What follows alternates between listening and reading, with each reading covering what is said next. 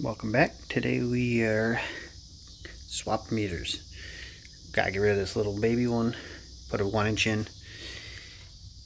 They choked it down, ½ inch. Old school from the 50s. Demand is too high. So we gotta upgrade. All right, this is going to be a quick one. So we're going to go ahead, just pop it off, drain it, and get ready to get replaced.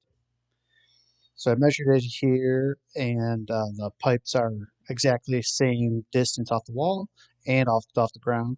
So I'm going to have to drain that 90 and unsweat it here. So take a look.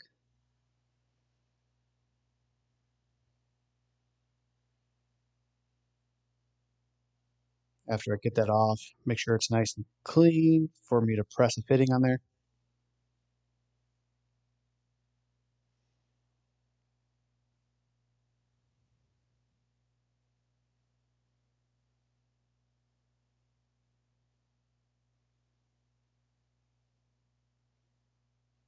Every so often you get lucky and you don't have to do too much copper work. This one's one of those. Unsweat that 90, everything lined up nice. So we were able to pop it in real quick.